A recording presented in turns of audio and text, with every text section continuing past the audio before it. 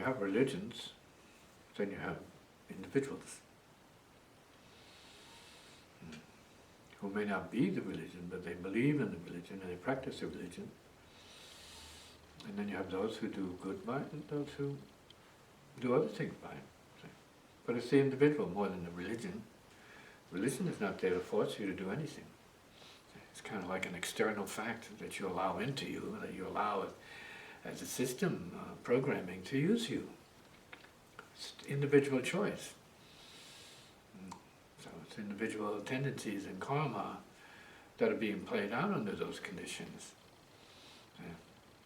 And the politics inherent in these so-called geographic or national or international culture, societies or religious institutions or ideas. What are we without that? Who are we without that? Can you be anything without that?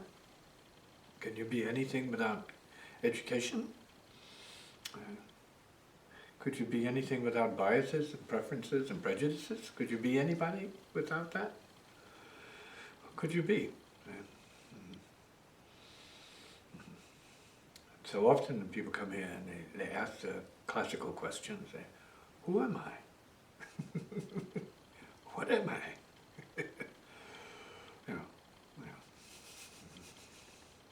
One could say, as a smart aleck, could say, well, if you don't know, who knows?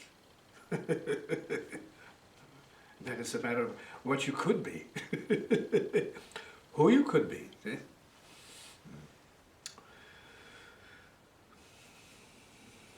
And even though you say it's the individual, and I don't doubt that, it's certain, let's say each religion seems to have certain affinities among its followers that maybe precede their entrance into the religion. For example, Jewish people tend to have an affinity towards law. It seems to be.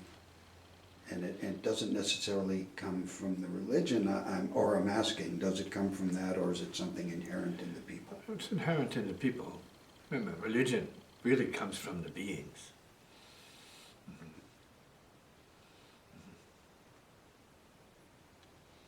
So in other words, what humans cling to is not what it is, it's what they cling to, but not what it is.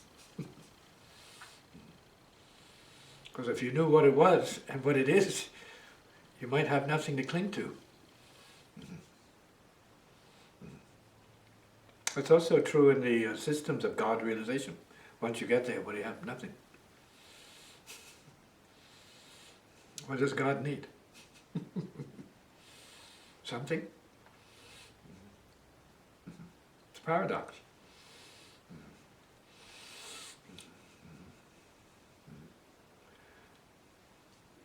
And so a people born into conditions from their past life that point them in one direction or another? Could be. Could be. It can be seen that way. Some have observational abilities to look back, see where they've come from and see where they're going. That's relative to the individual's need to do that. So some are more determined by or subject to or receptive to or in resonance with forces of time or space or energy or matter or mind.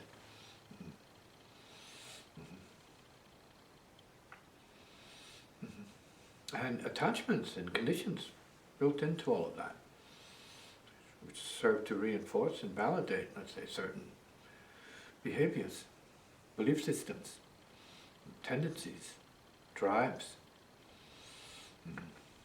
problems, confusions, divisions, and so on, realizations,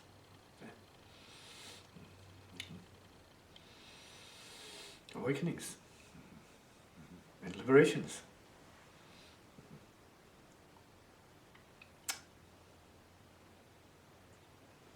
And so does let's say, an inheritance of conflict and more difficulty lead one to more in one direction or another. A person. It could be assumed that there's another point. As the more problems you have, the more you need solutions. And the recognition of problems can sometimes give birth to solutions. No problems, no solutions. No solutions, no problems. They're related. Part of the same circuitry.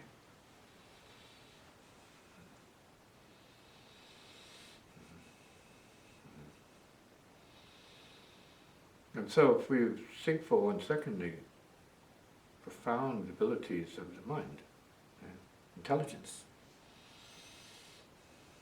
anything is possible. Musically, creatively, scientifically, philosophically.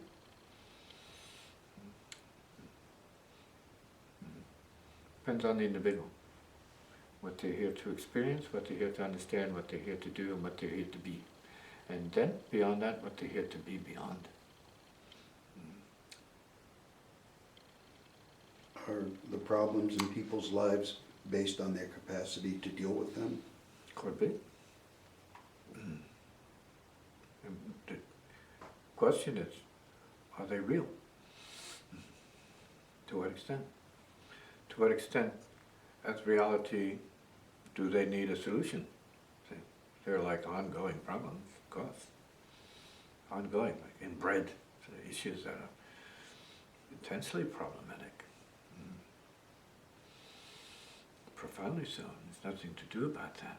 Right? Because you're being used, see, by a river of blood, as I call them, tendencies. And they have their way. They keep you in darkness. If you allow them to, if you can stand apart, observe them as a good scientist would, say, no, I'll have none of that. Yeah. It's over. The potential is for all of it to disappear and dissolve, because it's the fact of it. It's temporarily disappearing when you go to sleep. The whole thing disappears. It's just swallowed up into zero. No honor, nothing. The beauty of the unconscious or the superconscious, depending on how you read it or know it. And how is it some people come to create problems for themselves when there are none otherwise? It's nature, of course, and it's nature to solve them. You have brains, right? I mean, it's all problems have a source, and they have a solution. The truth is, maybe the relative truth would be that you don't know in the beginning, and then you realize you do know. Because you know you don't know, so you're starting to know already, and it's starting to dissolve and disappear already, because you know you don't know. Right? Because we are both knowing and not knowing simultaneously. That's easy. Is something like neuroses a misinterpretation of conditions? No, not necessarily. It could be the actual clear understanding of the conditions, and they're awful. They're horrible. It's, anxieties and neuroses are the perfect blossoming of the so-called thing. The pain and suffering, or the karma, whatever it is. The family, waking up and seeing someone as your family and saying, no, no way, never.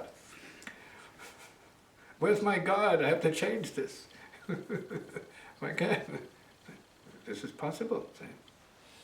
You're the God that created it. That's what you need to know. That's the paradox.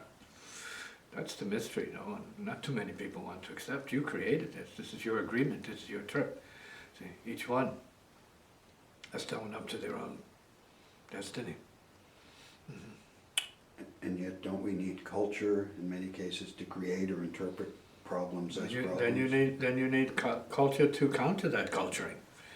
You need culture. That means you need more bondage.